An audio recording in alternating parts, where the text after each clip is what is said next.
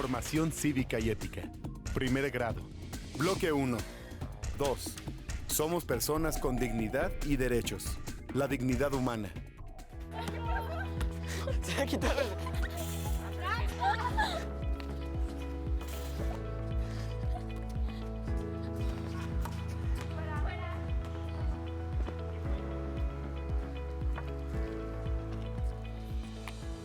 Esto es muy indignante. Sí. ¿Cómo pueden los de tercero estar humillando y maltratando a nuestro compañero por usar guaraches? Vamos a hablar con él. Vamos. La dignidad humana es el valor inalterable que tiene cada persona por el hecho de contar con capacidad para razonar y decidir. Todos los seres humanos somos portadores de una dignidad común, por encima de todas las diferencias que nos individualizan y nos distinguen a unos de los otros. Todo ser humano posee dignidad sin importar la condición en la que se encuentre. La Convención Americana sobre Derechos Humanos de 1969 protege la dignidad inherente al ser humano y, particularmente en materia de privación de libertad y de protección de la integridad personal. En 2009, la Carta Europea de Derechos Fundamentales dedicó su título primero a la dignidad, y a la cual vincula 4 derechos. 1. El derecho a la vida. 2. El derecho a la integridad de la persona. 3. La prohibición de la tortura y las penas, o tratos inhumanos o degradantes. 4. La prohibición de la esclavitud y del trabajo forzado.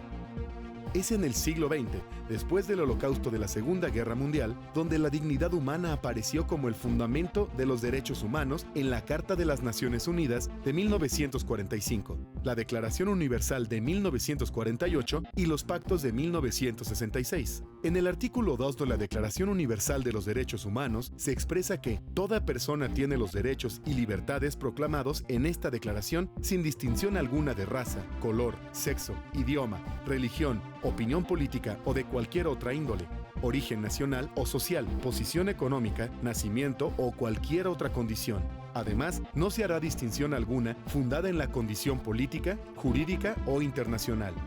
Los derechos humanos y la democracia son conceptos fundamentales, mientras que los derechos humanos son la expresión jurídica de la dignidad de las personas y su función es garantizar el respeto de esta. La democracia es el entorno en el que se desarrollan las relaciones de la comunidad en un marco de respeto a la dignidad.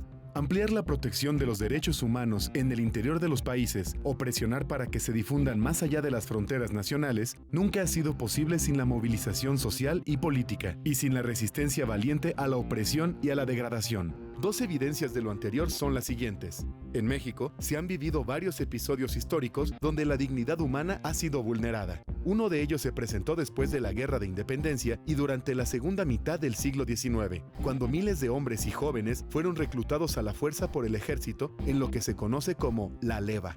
Se los llevaron a la fuerza, estuvieron mal alimentados, sin dormir, padecieron maltratos de los superiores y fueron obligados a marchar por varias horas. Estos hechos vulneraron sus libertades, derechos humanos y atentaron contra su dignidad. Otro caso que atentó contra los derechos humanos fue el que protagonizó Rosa Parks en los años 50 del siglo pasado. Esta mujer de color estadounidense, cuando tenía 42 años, tomó un transporte colectivo el 1 de diciembre de 1955 para regresar a su casa y se sentó en un lugar desocupado, pero al no cederlo a un hombre blanco, fue detenida y obligada a pagar una multa de $14. Por su lucha sin violencia, Rosa Parks es recordada como una activista por la igualdad de los derechos civiles en Norteamérica.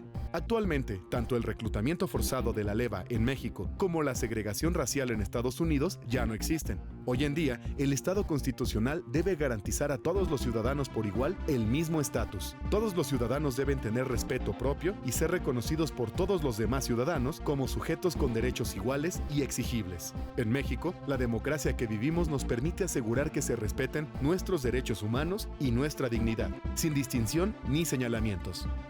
Al respetar la dignidad humana, garantizamos el cumplimiento de nuestros derechos humanos.